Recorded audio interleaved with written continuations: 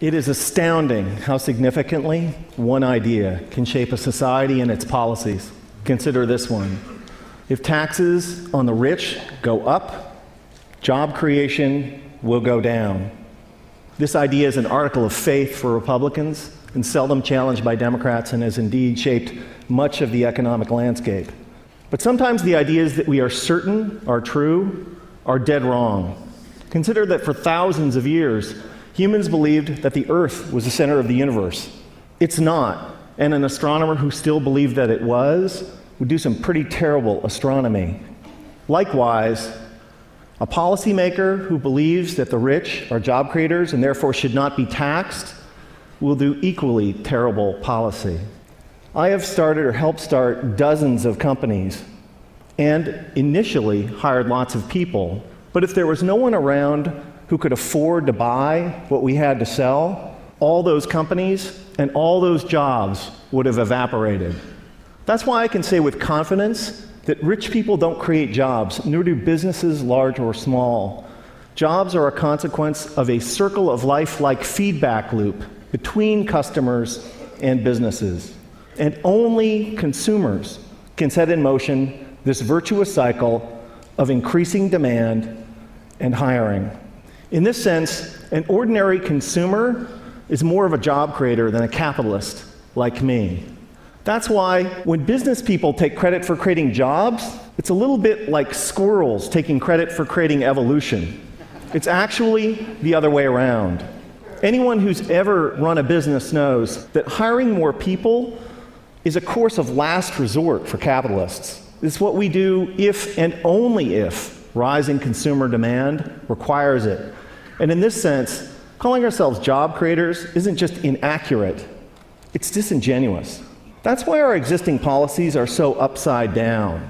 When the biggest tax exemptions and the lowest tax rates benefit the richest, all in the name of job creation, all that happens is that the rich get richer. Since 1980, the share of income for the top 1% of Americans has more than tripled, while our effective tax rates have gone down by 50%. If it was true that lower taxes for the rich and more wealth for the wealthy led to job creation, today we would be drowning in jobs. And thank you. And yet, unemployment and underemployment is at record highs.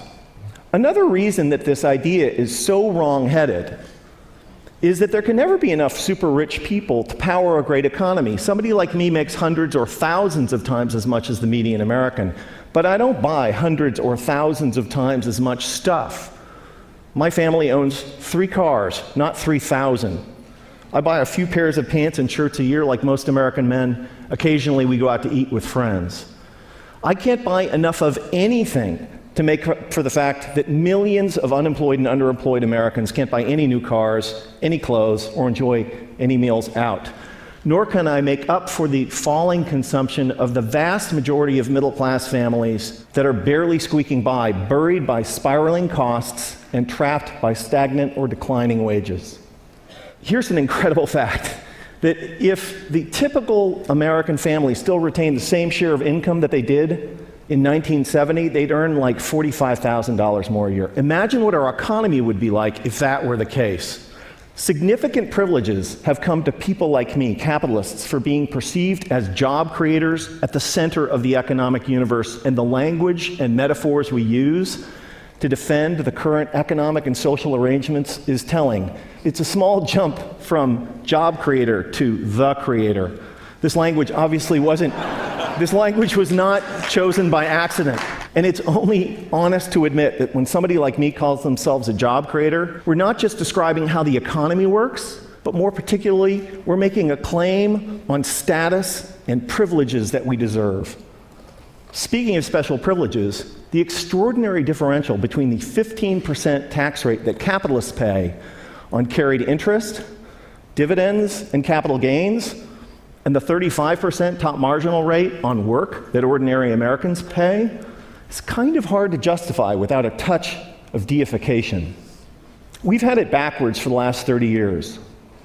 Rich people like me don't create jobs.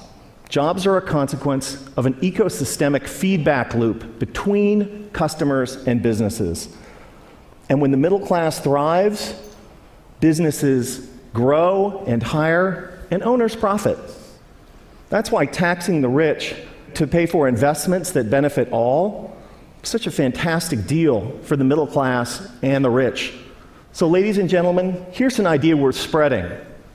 In a capitalist economy, the true job creators are middle-class consumers.